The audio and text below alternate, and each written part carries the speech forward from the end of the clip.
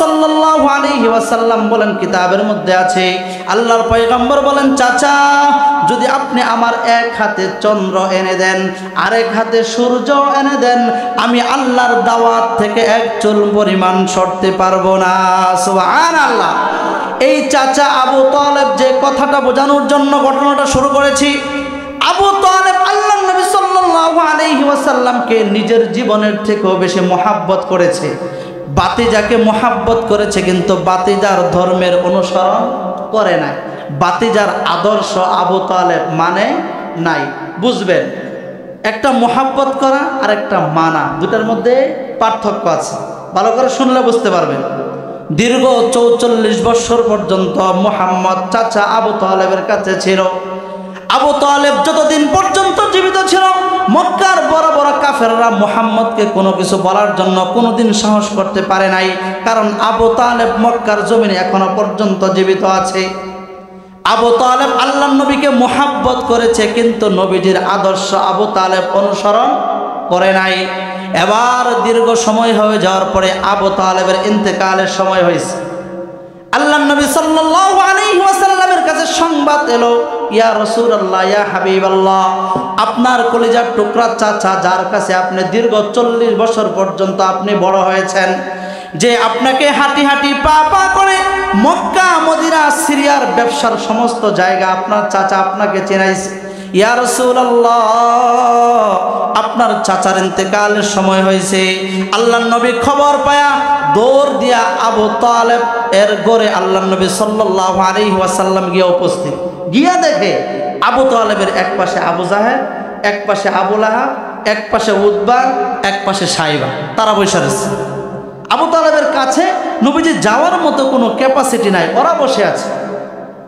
এবার আল্লাহর নবী সাল্লাল্লাহু আলাইহি ওয়াসাল্লাম কিতাবের মধ্যে আছে, নবীজি কলিজার টুকরা চাচাকে দেখে হাউমাউ করে চিৎকার করে কান্না শুরু করে দিয়েছে।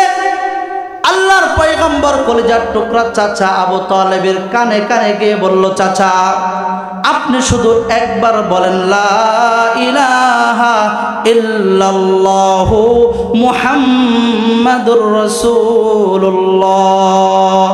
ও চাচা, আপনি শুধু আপনার জবান দিয়ে একবার কালিমাটা বলেন, আমি মুহাম্মদ কিয়ামতের ময়দানে আপনার জন্য সুপারিশ করব। সুবহানাল্লাহ কোন।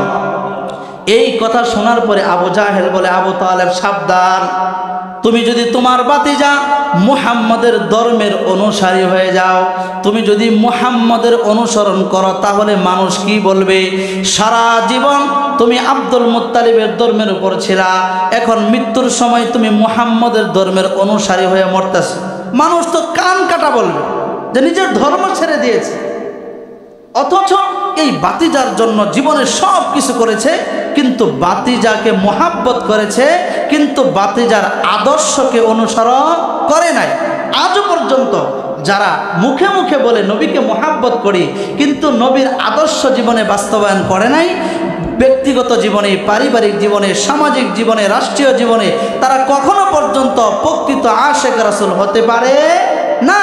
আশেক রাসূল হতে হলে নবীর পুরা জিন্দিগি নবীজি কেমনে কাটাইছে, হুবহু নবীর জিন্দিগিটা অনুসরণ করাই হচ্ছে আশেক রাসূল। সুবহানাল্লাহ কোন।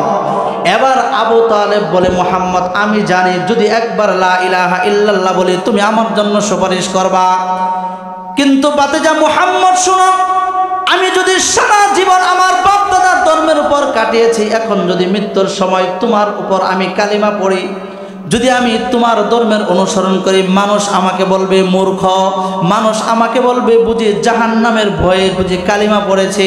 ও মুহাম্মদ, আমি কালিমা পড়তে চাই না, আমি আবু তালেব জাহান্নামে যেতে চাই না। নাউজুবিল্লাহ কর।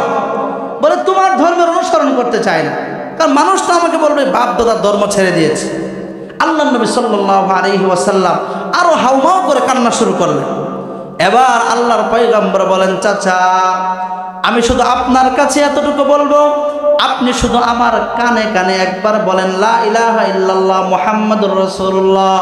আবু জাহেলও শুনবে না, উতবা শুনবে না, আবু লাহাব শুনবে না, কেউ শুনবে না, শুধু আমার কানে কানে বলেন, আমি আর আপনি শুনবো, আর কেউ শুনবো না। আমার কানে কানে শুধু একটাবার বলেন, আমি যেন আপনার জন্য সুপারিশ করতে পারি, একটাবার বলেন না। আবু জাহেল বলে, আবু তালেব কখনো বলা যাবে না, আমরা তো তোমার কাছে কাছে আছি, মুহাম্মদের ভয়ে তুমি কালিমা পড়বা? অথচ দীর্ঘ 40 বছর বাতিজাকে নিজের সন্তানের থেকে বেশি মহাব্বত করেছেন, আর বাতিজার অনুসরণ না করার কারণে মৃত্যুর সময় এসে গেছে, জাহান্নামী হয়ে যাচ্ছে। কাজ হতে একটা, অনুসরণ করে না, মুহাম্মদুর রাসূলুল্লাহ অনুসরণ করে না। এবার আল্লাহর পয়গম্বর বলেন, ও চাচা, আপনি আমার কানে কানে না বললেও কোনো সমস্যা নাই, আপনাকে সর্বশেষ একটা কথা আমি বলি। আমি শুধু মুখে মুখে লা ইলাহা ইল্লাল্লাহ মুহাম্মাদুর রাসূলুল্লাহ এই কথাটা বলবো, আপনি শুধু আমার ঠোঁটের সাথে ঠোঁট লড়াইবেন, তাহলেই হবে। সুবহানাল্লাহ কর। আপনাকে মুখেও বলতে হবে না, আমার কানে কানেও বলতে হবে না। ও চাচা, আপনি শুধু আমার ঠোঁটের সাথে ঠোঁটটা মিলাইবেন, যেন আপনার জন্য আমি জাহান্নামে, আপনার জন্য যেন আমি কিয়ামতের ময়দানে আল্লাহর কাছে সুপারিশ করতে পারি, এতটুকু কষ্ট আপনি করেন।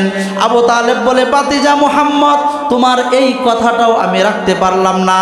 এটা বলে আবু তালেব ইন্তেকাল করলো। আল্লাহর নবী সাল্লাল্লাহু আলাইহি ওয়াসাল্লাম হাউমাউ করে কান্না করলেন। কিতাবের মধ্যে আছে আল্লাহর নবী সাল্লাল্লাহু আলাইহি ওয়াসাল্লামের 6 জন সন্তান ইন্তেকাল করেছে, নবীজি এমন কান্না করে নাই। আম্মা জান খাদিজাতুল কুবরা রাদিয়াল্লাহু তাআলা আনহা ইন্তেকাল করেছেন, নবীজি এত কান্না করে নাই। আবু তালেবের ইন্তেকালের সময় নবীজি যত কান্না করেছেন, কেন? বলে মুহাব্বত করেছে ঠিক, কিন্তু আদর্শ অনুসরণ না করার কারণে 40 বছর বাতিজাকে মুহাব্বত করেছে ঠিক, এই মুহাব্বতের কোনো প্রতিদান মৃত্যুর পরে আল্লাহ তাআলা দিবেন না। কেন? ঈমান ছাড়া মৃত্যুবরণ করার কারণে বিনা হিসাবে জাহান্নামে চলে যাবে। নাউজুবিল্লাহ বলেন। এবার আল্লাহর পয়গম্বর হাবিবে কিবরিয়া জনাবে মুহাম্মদুর রাসূলুল্লাহ সাল্লাল্লাহু আলাইহি ওয়াসাল্লামকে প্রশ্ন করা হলো, আপনি যে আপনার চাচা আবু তালেবকে আপনি ঈমান দিয়ে মৃত্যুবরণ করাইতে পারলেন না, আপনার চাচার শাস্তিটা কেমন হবে? ভালো করে বুঝবেন। আজকে নামাজের খবর নাই, মুয়াজ্জিন দৈনিক 5 বার আজান দেয়, ডান কান দিয়ে আজান ঢুকে বাম কান দিয়ে বের হয়ে যায়। কিতাবের মধ্যে আছে আল্লাহর পয়গম্বর হাবিবে কিবরিয়া জনাবে মুহাম্মদুর রাসূলুল্লাহ সাল্লাল্লাহু আলাইহি ওয়াসাল্লাম বলেন, জাহান্নামের সবচেয়ে ছোট্ট একটা শাস্তি আবু লাহাবকে দেওয়া হবে। বলে, ইয়া রাসূলুল্লাহ, সেই ছোট্ট শাস্তিটা কেমন হবে? কিতাবের মধ্যে আছে জাহান্নামের সবচেয়ে ছোট্ট শাস্তি হলো আগুনের 2টা জুতা আবু তালেবের পায়ের মধ্যে পরা দেওয়া হবে। বলে, ইয়া রাসূলুল্লাহ, আগুনের 2 জুতা পরা দিলে কি হবে? আল্লাহর পয়গম্বর বলেন, জাহান্নামের সবচেয়ে ছোট শাস্তি হলো আগুনের 2টা জুতা যখন আমার চাচার পায়ের মধ্যে পরা দেওয়া হবে, পরা দিতে দেরি হবে, মাথার মগজগুলো মুহূর্তের মধ্যে গলে নিচে পড়তে দেরি হবে না। নাউজুবিল্লাহ। কারণ কি?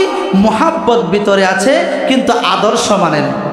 মুহাব্বত আছে কিন্তু কি মানে নাই? কথা বলেন, কি মানে নাই? কথা বলতে হবে, কি মানে নাই? আদর্শ মানে নাই। এই জন্য আল্লাহর নবী সাল্লাল্লাহু আলাইহি ওয়াসাল্লাম বলেছেন, যদি তুমি বলো যে আমাকে মুহাব্বত করো, এটা বললেই হবে না, বরং আমার পুরা জিন্দেগিটাকে যদি তুমি অনুসরণ করতে পারো, তাহলে তুমি কিয়ামতের ময়দানে আমার হাত থেকে হাউজে কাউসারের পানি পান করে তুমি জান্নাতের মধ্যে যেতে পারবে। সুবহানাল্লাহ।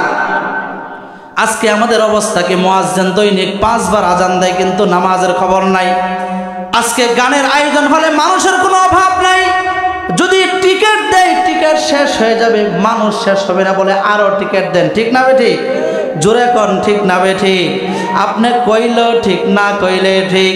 যদি গানের আয়োজন হয় মানুষের অভাব নাই, টিকিট বিক্রি করতে করতে টিকিট শেষ হয়ে যাবে, কিন্তু মানুষ শেষ হবে না। দূর থেকে আইসা বলে, ভাই টিকিট দেন, ফোন দিয়ে বলে আমার টিকিটটা বুকিং করে দেন। কিন্তু মসজিদগুলো কত সুন্দর করে সাজানো, কিন্তু মুসল্লি নাই। মুয়াজ্জিন দৈনিক 5 বার বলতেছে, হাইয়া আলাস সালাহ, এর থেকে সুন্দর কোন আওয়াজ পৃথিবীর মধ্যে আর হতে পারে না। হাইয়া আলাল ফালাহ, এর থেকে সুন্দর কোন ডাক এই পৃথিবীর মধ্যে হতে পারে না। কিন্তু আজকে ইমানের পাওয়ার নাই বিদায় মুসলমান ঠিকই দাবি করি, নামাজের সময় চলে যায়, ফজর চলে যায়, জোহর চলে যায়, আসর চলে যায়, মাগরিব চলে যায়, কোনো খবর নাই। ও শান্তিপুরের কলিজার টুকরা বাবারা, কলিজার টুকরা যুবক বন্ধুরা, পর্দার আড়ালের মা বোনেরা, একটা কথা বলে যায়, এই দুনিয়ার জিন্দেগি কিন্তু একটা সময় থাকবে না, শেষ হয়ে যাবে। ঠিক না বে ঠিক? এই যে হায়াতের জিন্দেগি আছে, এক সময় থাকবে কিনা? এই যে কত মানুষের দাড়িগুলো সাদা হয়েছে, একসময় কি আমার মতো কালো ছিল না? কথা বলেন, ছিল না? একসময় তো কিন্তু এই ছোট্ট বাচ্চার মতো দাড়িও তো আপনার ওঠে নাই। দিন দিন যাচ্ছে, আল্লাহ তাআলা আপনাকে একের পর এক সিগন্যাল দিচ্ছে, ও বাবা শোনো, তোমার কিন্তু মৃত্যুর সময় এসে গেছে, আর বেশি দিন কিন্তু তোমার নাই। তোমার সামনে দিয়ে তোমার মায়ের লাশটাকে আমি নিয়ে আসলাম, তোমার হাত দিয়ে তোমার বাবার লাশটাকে তুমি নিজেই কিন্তু কবরের মধ্যে দাফন করেছো বাবা, আর কিন্তু তোমার সময় নাই, আর দেরি করার কিন্তু তোমার সময় নাই, তোমারও কিন্তু আমার কাছে চলে যেতে হবে। এই জন্য কবিতার মধ্যে বলে, মরণ থেকে যতই পালাও,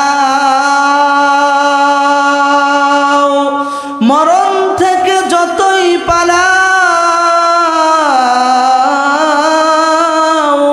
মরণ তোমায় লইবে গিরি, যদি